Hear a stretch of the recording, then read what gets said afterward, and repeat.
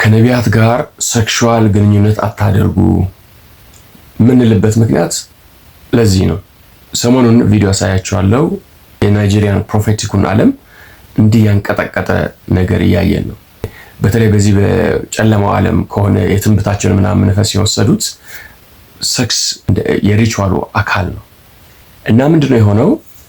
ክሪስ ኦኮፎር በጣም ዝነኛ ሴቶች ጋር ነው ጊዜውን የሚያሳልፈውና እቺን ሴት ተመልከቷት። ዶሪስ ኦጋላ ትባላለች። የናይጄሪያን ሙቪ የሚያቅሰው ኖሊውድ ላይ በደንብ ነው የሚያውቃት። ዘፋኝም ናት፣ ሙቪ ሰሪም ናት፣ ዘማሪም ናት፣ ስክሪፕት ጻፊ ናት፣ ኤቭሪቲንግ ናት።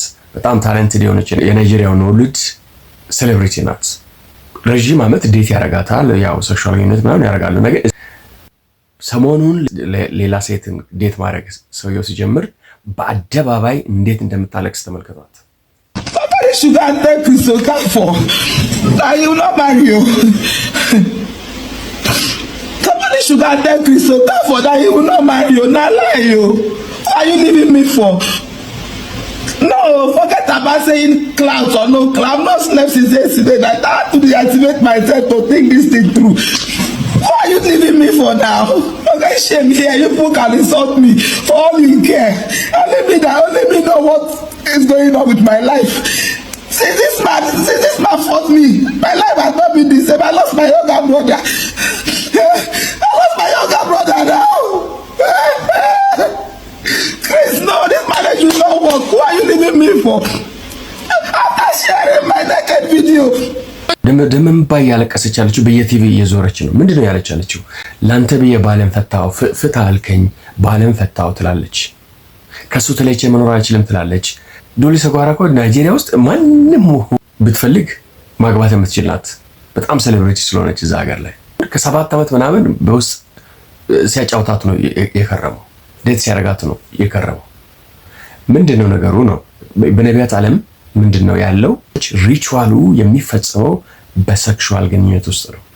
በተለይ ሴቶች እነዛ ነቢያቶች ቸርች ስትሄዱ ያን ሰውዬ የመውደድ ነገር አለ። በቃ ቸርቹ ስትገቡ ሰውየውን ነው የምትወዱት።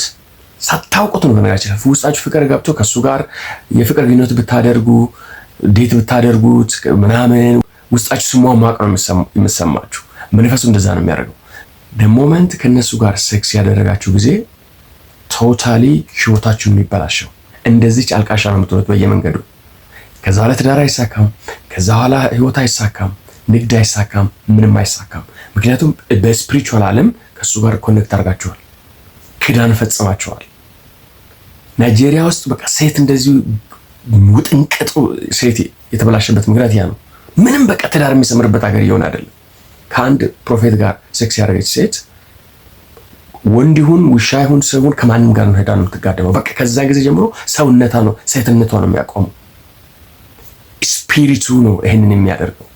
በጣም ብዙ እንትኖች አሉ፣ ግን የዚች እቺ ሴሌብሪቲ ስለሆነች ነው ዶሪስ ኦጋላ መሳቂያና መሳቂያ ሆናለች።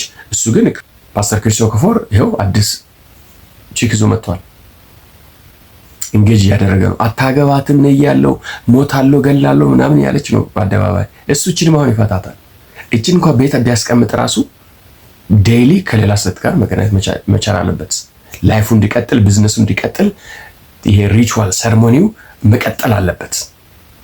ምንድነው ለማለት የምፈልገው? በተለይ ነቢያቶች ቸርች ስትገቡ ያንን ሰውዬ ያንን ነቢይ ውስጣችሁ ወደ መውደድ ሲጀምር፣ ወደ ፍቅር ማለት ሲጀምር፣ ዴት ባረኩት ምናምን ነገር ሲጀምር ራን the beginning of the ritual system ነው።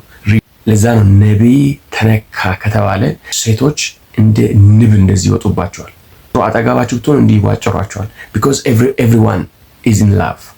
ሁሉም ሴቶች ፍቅር ይዟቸዋል። ትዳር ያላቸው ትዳር የሌላቸው ሁሉ ነቢዩን ያፍቅረዋል። እንደምንም ከሱ ጋር ለመተኛት ይረባረባሉ። በሰልፍ ነው የሚጠበቀው። በየትኛውም የነቢያት ቸርች ውስጥ የወንድና የሴት ቁጥር የሰማይና የምድር በሴት 80% ቢሆን ወንድ 20% ነው የሚሆነው። ኤቭሪባዲ ሴት ነው ደግሞ ወጣቱ ነው በተለይ። እና ሴቶች ፕሌስ በውስጣችሁ ፍቅር የሚል ፊሊንግ ሲሰማ ራን ፍሮም